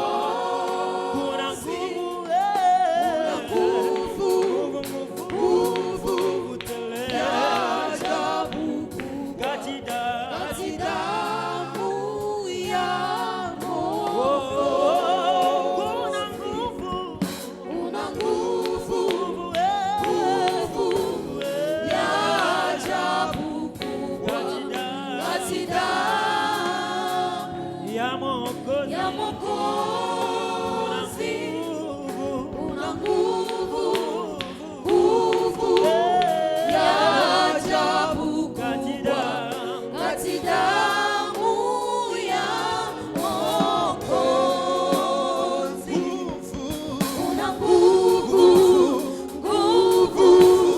ya ajabu kati damu ya Mwokozi. Una nguvu ya ajabu kati damu ya Mwokozi. Est-ce qu'on peut chanter? On se met debout, on est en train de chanter. On est en train de chanter et proclamer cela dans notre vie. Et que par le ministère de la Sainte Simama. il y a beaucoup de réalités qui se passent dans ta vie. Il y a beaucoup de victoires que tu es en train d'enregistrer à l'instant où le sacrifice suprême de Jésus-Christ a été donné pour toi et a été donné pour nous. Tu es en train de chanter avec joie. Tu es en train de les proclamer. Est-ce que nous pouvons y aller ensemble? Nous l'avons pour toi. Tu es en train de déclarer. La Bible déclare que quand Samuel il offrit l'Holocauste, la Bible déclare que les Philistins ont été mis en déroute. Tu n'as pas idée. Et c'est une grâce incommensurable. Déclare quelque chose dans ta vie. Déclare dans la Sainte Seine. Alléluia. Una nguvu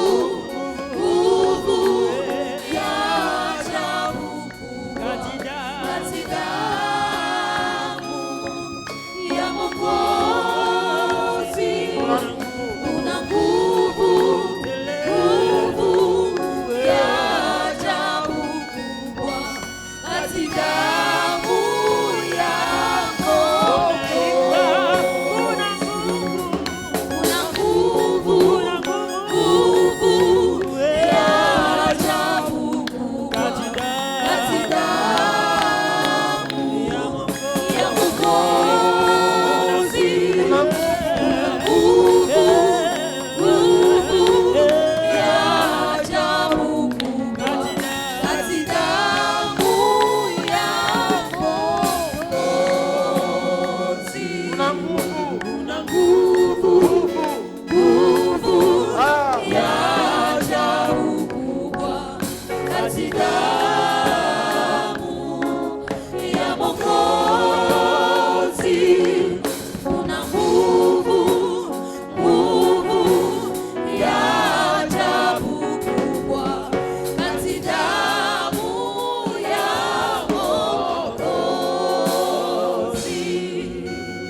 Quelqu'un est en train de bénir le Seigneur. Mungu était en train de prier. Mtu mmoja iko naomba. Samuel, quand il offrait l'holocauste, Dieu a offert l'holocauste suprême qui déstabilise tout le Philistin de David.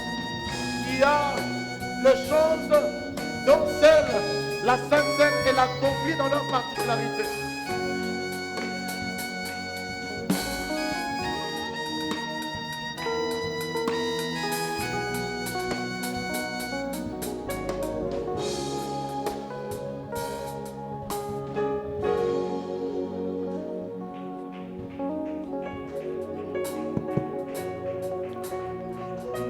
Continuez à prier, bien-aimés.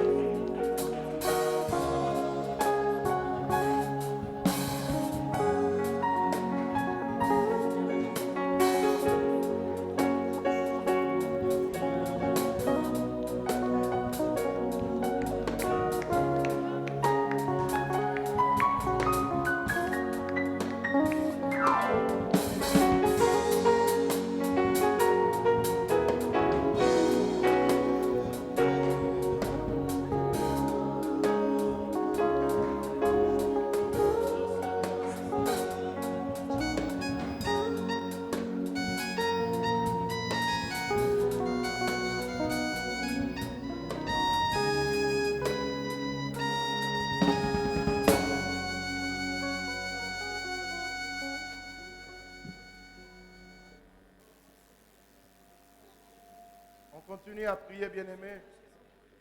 Endelea tukiomba wapendwa.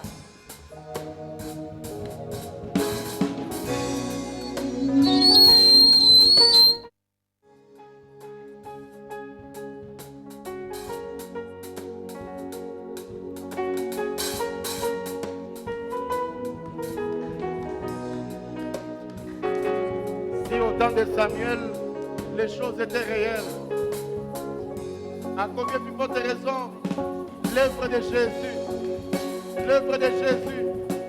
la réalité, la vérité est incommensurable.